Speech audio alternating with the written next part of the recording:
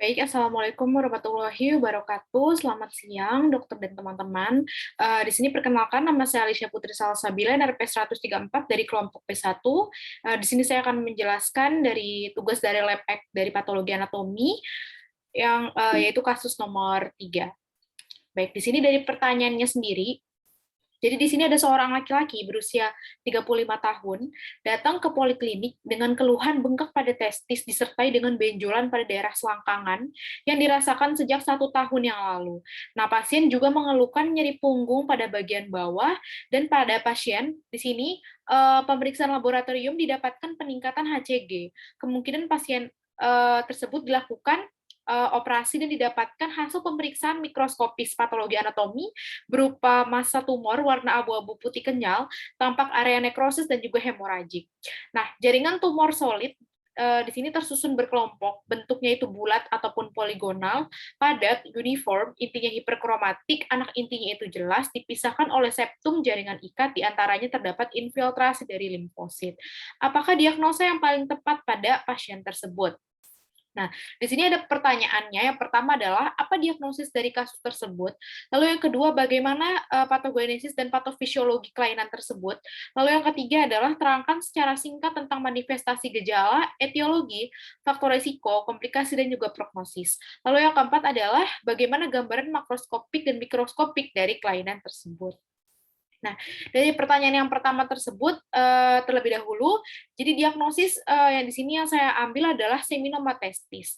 Nah, dan dilihat dari mikroskopis dan juga makroskopik pada soal yang sebelumnya, menandakan dapat didiagnosis pada pasien ini adalah diagnosisnya itu adalah seminoma testis. Nah, di sini seminoma testis itu adalah merupakan salah satu nomenklatur untuk tumor ganas pada testis, dan di sini dia itu termasuk dalam subklasifikasi dari tumor testis sel germinal. Jadi seminoma ini dibagi menjadi dua. Jadi si tumor testis sel germinal ini dibagi menjadi dua, ada yang seminoma dan juga ada yang non seminoma. Nah, di sini saya akan menjelaskan lebih lanjut tentang seminoma. Nah, untuk patogenesis sendiri, jadi di sini berasal dari epitel germinal tubulus seminiferus terjadinya, dan di sini dia itu terjadi pada masa embriogenesis awal. Jadi di sini dia akan terjadi proliferasi spermatogonia yang imatur sejak masa embriogenesis awal. Di sini nanti akan terdapat adanya faktor lingkungan dan juga faktor genetik. Jadi kalau misal orang tuanya dia itu terkena penyakit seminoma, maka faktor risikonya tinggi juga untuk terkena penyakit yang sama pada anaknya. Lalu faktor-faktor yang dapat menyebabkan seminoma ini dapat mengakibatkan menyebabkan gonosit, sehingga dia itu terjadi gangguan pada proses diferensiasi dari spermatogonia tadi. Lalu dia itu akhirnya dapat mempertahankan profil embriogeniknya, sehingga akan terdapat yang namanya adanya senoestrogen dan juga antitestosteron pada seminoma yang akan menyebabkan si sel-sel sertoli dan juga sel-sel Leydig-nya itu menjadi disfungsi. Nah, ketidakfungsian dari sel-sel sertoli dan sel-sel Leydig ini dapat menyebabkan timbulnya lingkungan yang suboptimal. Karena di sini kita ketahui bahwa sel-sel sertoli dan juga sel-sel Leydig ini dapat dia itu untuk menstabilkan suhu di dalam testis sehingga terjadilah pematangan pada sperma. Nah, kalau misalnya dia itu tidak disfungsi si sel-sel sertoli dan juga sel Leydignya, maka akan menimbulkan lingkungannya itu menjadi suboptimal sehingga akan terjadi gangguan pada diferensiasi pada spermatogonianya tadi. Akhirnya terjadilah karsinoma in situ di dalam testis. Nah, untuk patofisiologi sendiri di sini disebabkan oleh beberapa faktor risiko. Yang pertama saya akan menjelaskan tentang kelainan herediter, trauma, dan juga adanya ketidakseimbangan dari hormon. Nah, kalau misalnya dari kelainan herediter tadi dan juga paparan zat kimia, contohnya dari paparan zat kimia, dia itu adalah dapat menyebabkan kelainan kromosom atau adanya mutasi gen, sehingga terjadilah kelainan pertumbuhan sel yang dapat menyebabkan testisnya itu menjadi membesar. Lalu trauma testis. Nah, trauma testis apabila tidak dilakukan pengobatan secara adekuat, maka akan menjadi infeksi.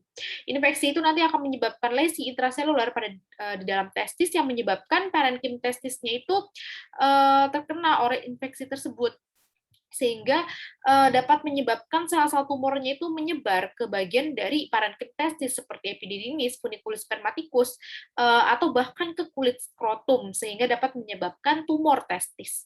Nah, hormon. Hormon di sini kita lihat bahwa akan terjadi ketidakseimbangan pada hormon FSH dan juga ICSH, sehingga dapat menyebabkan kompensasi hipofisis yang dapat meningkatkan ICSH. Nah, peningkatan ICSH ini dapat merangsang adanya sel-sel ledik, sehingga sel-sel lediknya itu bertambah banyak di sini dan menjadi tidak terkontrol, yang menyebabkan testis ini menjadi lebih besar.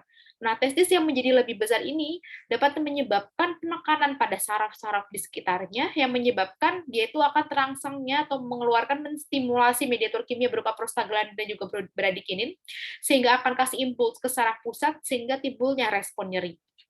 Nah, lalu testis yang membesar ini dapat menyebabkan adanya tumor testis lama-kelamaan karena adanya proses proliferasi dari sel-sel spermatogonia yang imatur. Nah, lalu tumor testis ini dapat menyebabkan testis menjadi tidak berkembang, akhirnya akan menjadi andensensus dari testis, atau dinamakan juga patogenesisnya itu menjadi cryptorchidismus, artinya itu adalah testisnya itu tidak turun antara salah satu ataupun keduanya. Lalu terjadilah penurunan fungsi tubuh dan juga gangguan seksual, atau jadi proses seksualnya itu menjadi disfungsi. Lalu di sini yang pertama saya menjelaskan tentang definisi terlebih dahulu. Jadi seminoma testis itu merupakan suatu neoplasma dari sel germinal testis tepatnya di tubulus seminiferus. Karena dia itu tadi mengganggu si sel Leydig dan juga sel Sertoli. Lalu di sini si seminoma ini merupakan salah satu kelompok neoplasma di germinal sel yang tadi sudah dijelaskan yang terjadi pada gonad. Lalu untuk epidemiologinya sendiri di sini seminoma ini paling sering ditemukan dari tumor-tumor yang berada di dalam sel germinal. Lalu di sini epidemiologinya sendiri 30 sampai 40 tahun ini faktor lebih sering untuk terkena seminoma. Jarang pada masa yang pubertas. Untuk etiologinya sendiri yang pertama adalah penderita cryptorchidismus atau andensensus testis. Jadi testisnya itu tidak turun. Lalu yang kedua adalah terjadinya perubahan lingkungan endokrin sehingga aktivitas estrogenik atau anti-androgeniknya itu menyebabkan hambatan pada perkembangan gonosit. Lalu di sini ada faktor risiko, yang pertama andensensus testis, lalu adanya kelainan genetik, lalu infertilitas atau mandul atau tidak subur, yang keempat adalah riwayat tumor testis. Lalu yang selanjutnya ada manifestasi klinis, di sini adalah disertai nyeri. Jadi pasien itu akan datang dengan pembesaran pada testisnya dan disertai dengan rasa nyeri dan tidak nyaman pada daerah skrotum. Lalu pada laboratorium itu akan ditemukan adanya peningkatan HCG atau human choriocinic gonadotropin sebanyak 7-25% dari sel syncytiotrophoblasnya. Lalu yang ketiga itu ada terdapat benjolan atau pembengkakan ya pada daerah testis tepatnya di skrotum. Lalu di sini di pasien itu biasanya nyeri pada punggung atau perut bagian bawah, atau biasanya ditemukan adanya ginekomastia. Lalu untuk komplikasinya sendiri di sini bisa terjadi metastasis. Metastasis bisa ke daerah paru, tulang belakang, daerah peritoneal. Metastasis itu disebut juga dengan penyebaran ya dari sel-sel tumornya. Lalu yang kedua, apabila pada pasien ini dilakukan post operasi terjadi problem, maka akan bisa mengakibatkan perdarahan dan juga infeksi apabila tidak dilakukan perawatan pasca operasinya. Nah, yang ketiga itu adalah infertilitas. Apabila testisnya itu sudah diangkat, maka bisa mengakibatkan kepandulan. Lalu untuk prognosisnya itu adalah apabila tidak terjadi metastasis atau perluasan ke daerah-daerah organ vital seperti paru, tulang belakang, peritoneal, itu 95% angka harapan hidupnya, yaitu dubi ad bonum.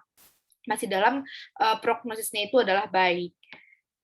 Lalu untuk makroskopiknya sendiri di sini kita lihat bahwa terjadi adanya tonjolan di sini, adanya tonjolan nodular yang menggantikan besar dari gonad.